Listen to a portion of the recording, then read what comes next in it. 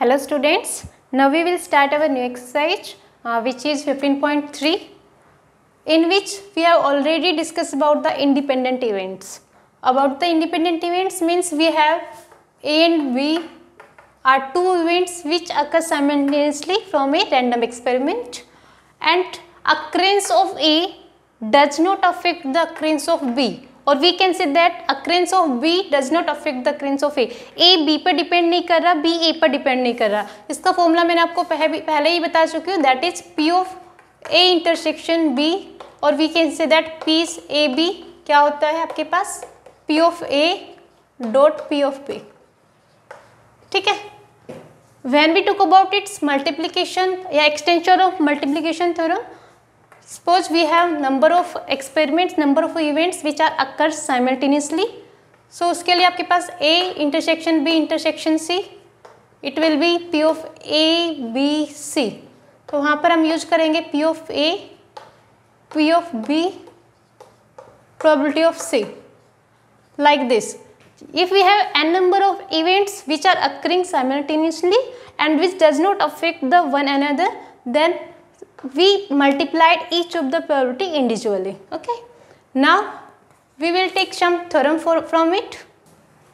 Here, if A and B are independent events, आपको A and B यदि independent events given है तो उसके बाद A का complement and B का complement भी independent event होंगे, A का complement and B भी आपके independent event होंगे, A and B का complement भी आपके independent event होंगे. इनमें से मैं आपका एक प्रूव करवा देती हूँ. ये ले लेते हैं हम सेकंड वाला पार्ट, जिसमें आपको प्रूव करना है ए का complement and B are independent. Probability of A complement and B, ये आपको प्रूव करना है. तो देखो ए कॉम्प्लीमेंट एंड बी को आप क्या लिख सकते हो, P B minus P of A intersection B लिख सकते हैं.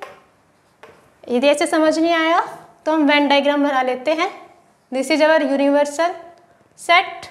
इसके अंदर यदि आपके पास ये A है and this is B, A and B, तो A intersection A complement intersection B क्या होगा, PB माइनस दिस. आप इसको यदि माइनस कर दो तो ये आपके पास क्या आ जाएगा, इसको हम A का कॉम्प्लीमेंट इंटरसेक्शन B लिख सकते हैं, या फिर आप इसको ऐसे भी लिख सकते हो P of B minus A. B में से ए को माइनस कर दिया तो ये वाला पार्ट आपके पास आ जाता है. Okay. Now P of B आपको ऑलरेडी गिवन है कि ए और बी आपके इंडिपेंडेंट इवेंट है. यदि ये दोनों ए एंड बी इंडिपेंडेंट इवेंट है तो हम ए इंटरसेक्शन बी को लिख सकते हैं P A dot P B. यहाँ से आपके पास पी बी कॉमन आ रहा है, which is 1 minus probability of A. 1 minus probability of A क्या होता है, P of B into P of A complement. Okay, PB into P of A complement हमने कहा था P of A intersection B होता है P of A into P of B. यहाँ पर आपके पास बन रहा है PB into P of A का complement, मीन्स हम इसको लिख सकते हैं P of B intersection A का complement और P of A का complement intersection B which is also independent. तो इस तरह से आप इसको प्रूव कर सकते हो. Now we will solve exercise 15.3.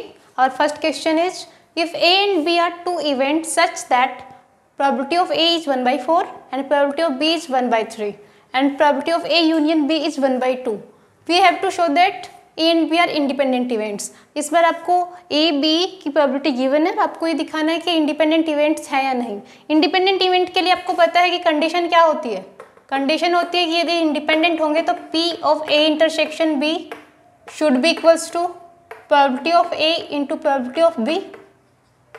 यहाँ से हम पहले राइट हैंड साइड का पार्ट ले लेते हैं.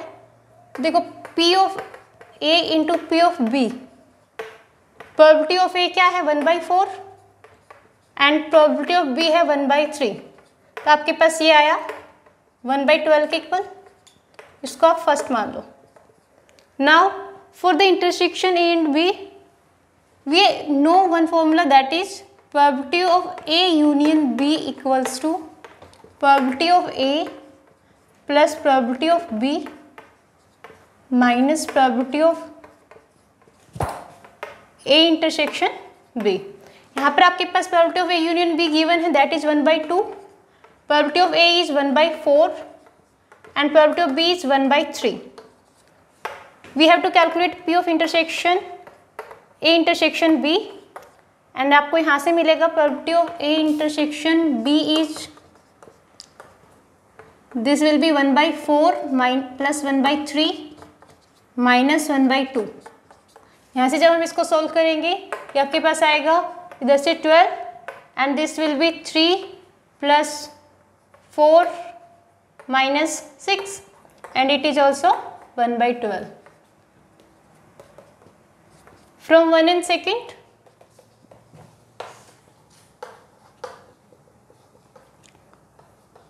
probability of A intersection B is probability of A into probability of B.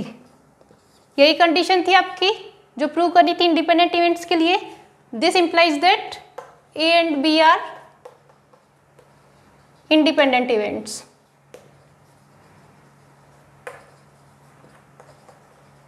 Hence prove. Okay.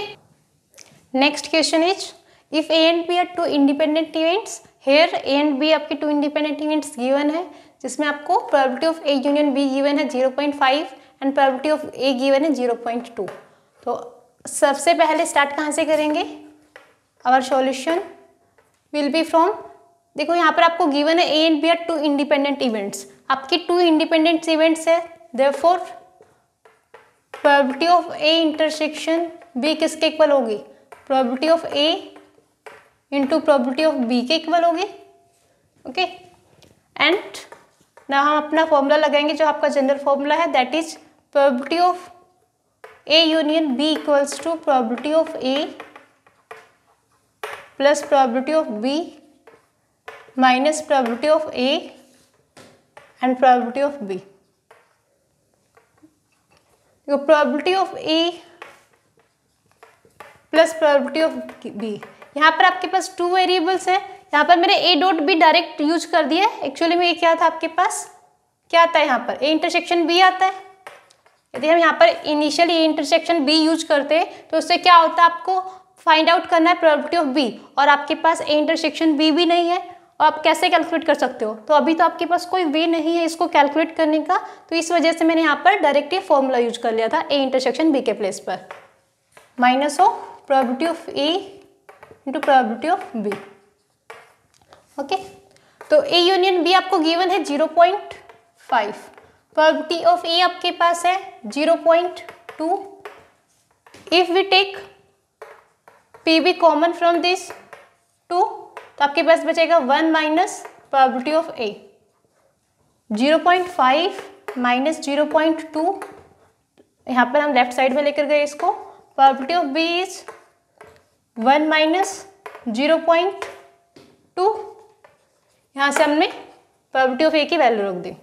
ये आपके पास बचा क्या, 0.3 probability of B and this is 1 minus 0.2, it will be 0.8.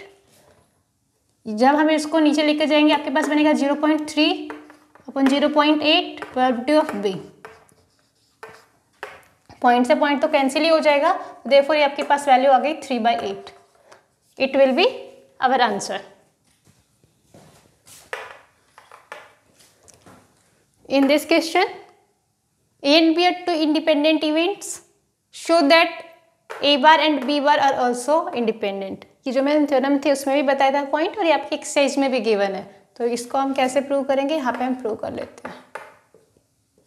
A and B independent events है, that means P of A intersection B आपका होगा P of A into P of B, as well as आपको prove करना है, to prove आपके पास होगा यहाँ पर P ऑफ A का complement A bar intersection B bar. ये आपको प्रूव करना है P of A bar into P of B bar. देखो प्रूफ के लिए यहाँ से हम स्टार्ट करते हैं. Probability of A bar intersection B bar को हम क्या लिख सकते हैं? इसको हम लिख सकते हैं 1 minus P of A union B, ये लिखा जा सकता है। ठीक है, तो अभी 1 minus probability of A union B का फॉर्मूला क्या होता है आपके पास?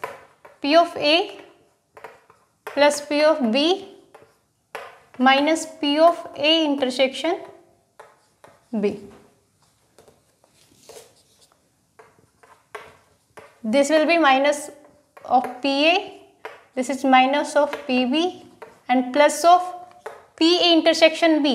और P of A intersection B को हम क्या लिख सकते हैं? तो ये प्लस का हो गया P of A into P of B. यहां से हम इसको लिख सकते हैं हम 1 माइनस पी ऑफ ए, और यदि हम यहां से माइनस ऑफ पी बी, इन दोनों टर्म में से minus of P B common ले ले तो ये आपके पास बचेगा इधर से 1 and this is minus of P ए, और ये भी आपके पास 1 माइनस पी ए बना हुआ है, यहाँ पे हम 1 बना सकते हैं। तो ये आपके पास फैक्टर्स बन गए। इसके क्या क्या बनेंगे आपके पास? एक बनेगा 1 minus P of A and second होगा आपके पास 1 माइनस इंटू में 1 minus P B. 1 minus P of A क्या होगा? 1 माइनस पी ऑफ ए होता है P of A bar and this is P of B bar, और यहाँ पर ये क्या था? P of A intersection A bar intersection B bar. तो आपको यही प्रूव करना था, hence prove. Okay, in this question a card is drawn from a well-filled pack of 52 cards। एक कार्ड निकाला जाता है, आउटकम को नोट किया जाता है and the card is replaced, और फिर से उस कार्ड को रिप्लेस कर दिया जाता है and the pack is reshuffled, pack को रिशफल किया जाता है। Another card is drawn from the pack, फिर से एक नया कार्ड निकाला जाता है। What is the probability that, आपको बताना है कि क्या प्रोबेबिलिटी होगी कि दोनों ही कार्ड सेम शूट के होंगे।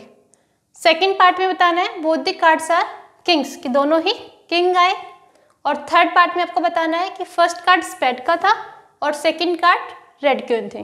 तो स्टार्ट करते हैं फर्स्ट पार्ट से।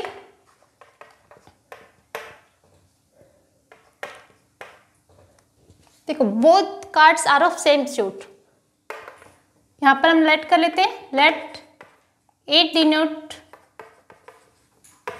The event first card of any suit. Any suit means किसी का भी हो सकता है, स्पेड का भी हो सकता है, डायमंड का भी हो सकता है इनिशियली, या फिर हार्ट और क्लब का, किसी का भी हो सकता है। और second, let B denote the event second card of same suit. Same suit means जो फर्स्ट कार्ड जिसका आया था, यदि स्पेड का आया था तो सेकंड भी स्पेड का होना चाहिए। यदि फर्स्ट कार्ड आपका डायमंड का है तो सेकंड भी डायमंड का होना चाहिए। तो यहाँ पर प्रोबेबिलिटी क्या होगी कि P of A, initially 52 cards में से कुछ भी आ सकता है, तो 52 में से 52 बाई 52 ये क्या हो गया 1 and after that probability of B. देखो जो भी कार्ड जिस भी कलर का आया होगा सेकंड भी उसी सेम कलर का सेम सूट का आना चाहिए। तो सपोज करो स्पेड का आया था तो सेकंड भी स्पेड का ही आना चाहिए। अब स्पेड तो पता है हमें 13 ही है, इनिशियली तो आपके पास था ना कि कुछ भी आ सकता था, बट सेकंड में कंडीशन है कि जो पहले वाला जिसका आया था वही सेकंड होना चाहिए। तो आपके पास एक सूट के कितने कार्ड होते हैं 13 बाई टोटल कार्ड्स कितने हैं 52, बिकॉज उसको रिप्लेस कर दिया गया था। तो आपके पास यहाँ पर क्या होगा ये 1/4। आपको कैलकुलेट करनी थी probability both cards are of same suit, probability of both cards are of same suit A and B, this will be PA into PB, it is 1 into 1/4, ये आपके पास आएगा 1/4। For the second part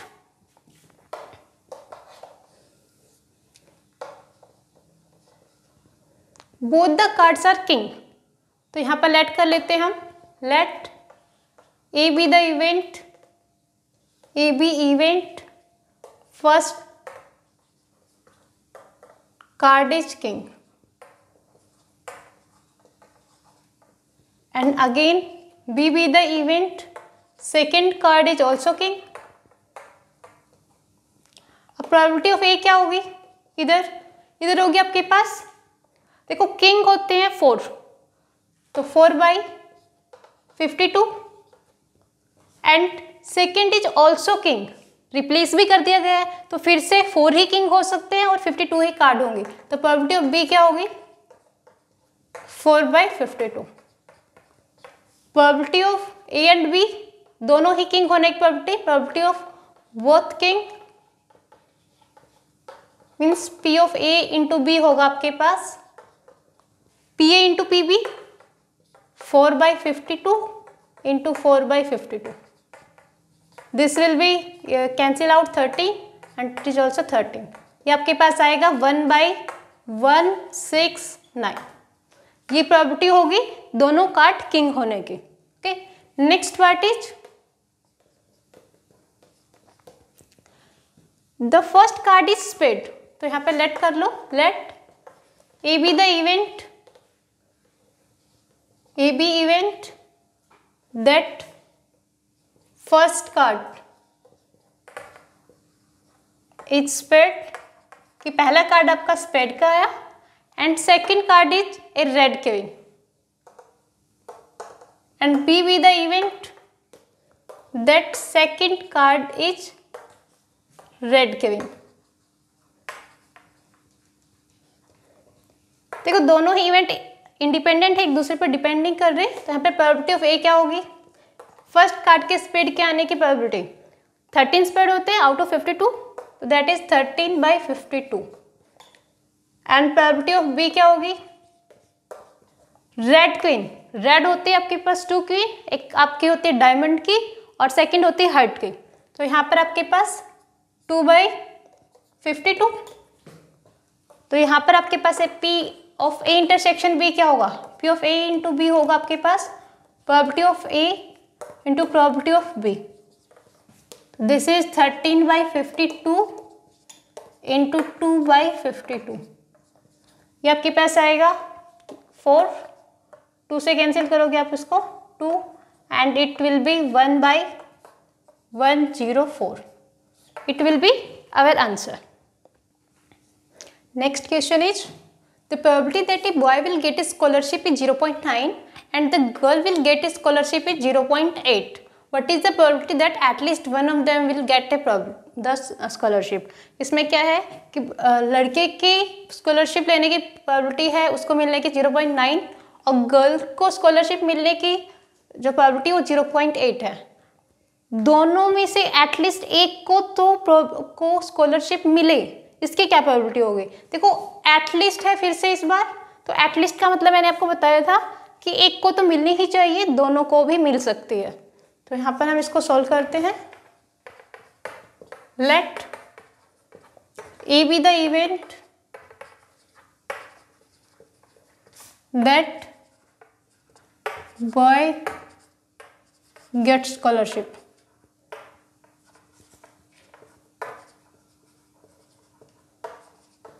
and B be the event that girl will get scholarship. Okay, तो probability of A given है already, that is 0.9. देखो scholarship मिलने की probability 0.9, नहीं मिलने की प्रोबेबिलिटी क्या होगी, ए बार दिस इज 1 माइनस 0.9 क्या होगी 0.1 एंड गर्ल को स्कॉलरशिप मिलने की प्रोबेबिलिटी है 0.8. ये मिलने की है, नहीं मिलने की क्या होगी B bar and this that will be 1 minus 0.8 क्या होगी 0.2.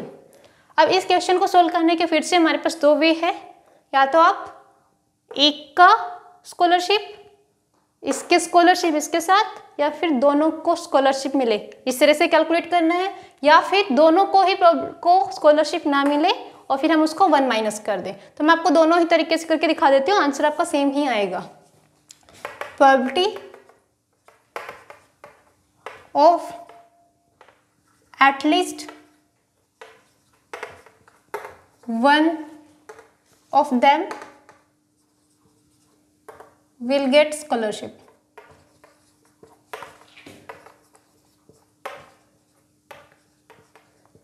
क्या होगी इसके लिए? देखो इसके लिए बनेगा आपके पास probability of A bar B, A को नहीं मिले मीन्स बॉय को नहीं मिले गर्ल को मिले बस, या फिर बॉय को मिले गर्ल को नहीं मिले, या फिर दोनों को ही मिल सकती है। एटलीस्ट में तो दोनों को भी पॉसिबल है कि दोनों को भी मिल जाए, ठीक है।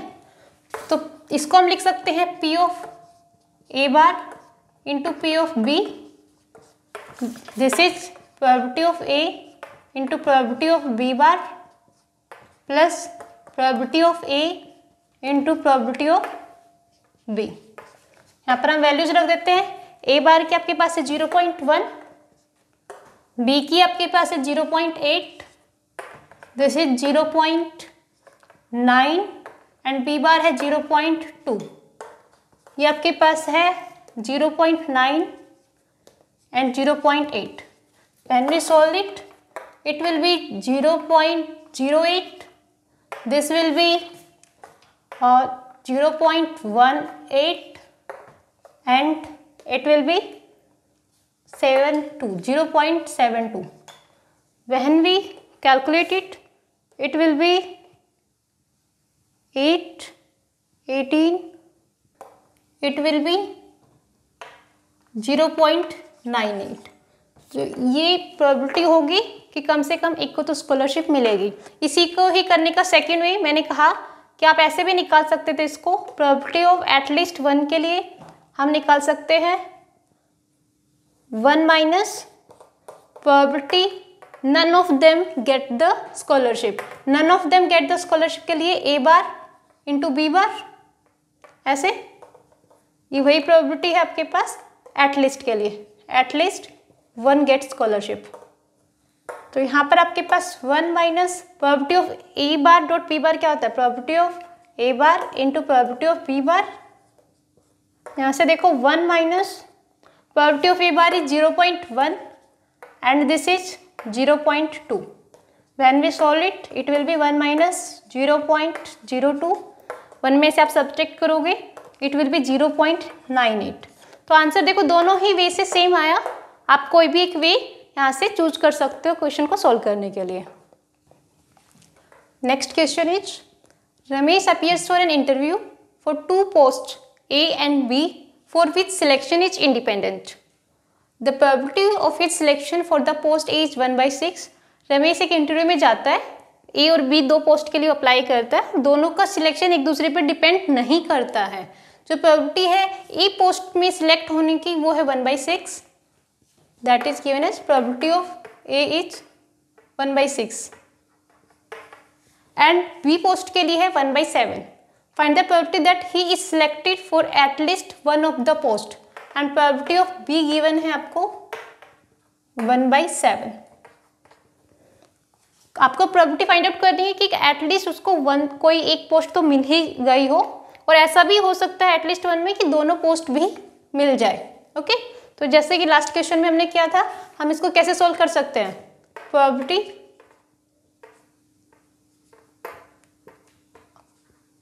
Probability that at least that Ramesh is selected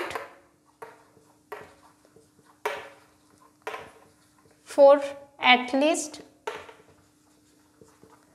1 of the post। हम इसके अंदर ये यूज कर सकते हैं 1 माइनस क्यों किसी में भी सिलेक्ट ना हुआ हो, P of A bar into B bar. यहाँ से हम ए बार और बी बार की प्रोबेबिलिटी निकाल लेते हैं। ए पोस्ट में सिलेक्ट होने की प्रोबेबिलिटी थी 1/6 एंड बी पोस्ट में सिलेक्ट होने की प्रोबेबिलिटी थी 1/7। ए में सिलेक्ट नहीं होने की प्रोबेबिलिटी होगी 1 minus 1/6, that will be 5/6 and B में सिलेक्ट नहीं होने की प्रोबेबिलिटी होगी 1 माइनस 1/7 दैट इज 6/7। ओके, तो यहाँ पर हम वैल्यूज रखेंगे। It is 1 minus P of A bar into P of B बार। क्या आपके पास आएगा 1 minus 5/6 into 6/7, cancel. This is 1 minus 5/7, when we solve it, it will be 7 minus 5, 2/7, means कम से कम उसको कोई एक पोस्ट तो मिलेगी, इसकी प्रोबेबिलिटी होगी उसके पास 2/7।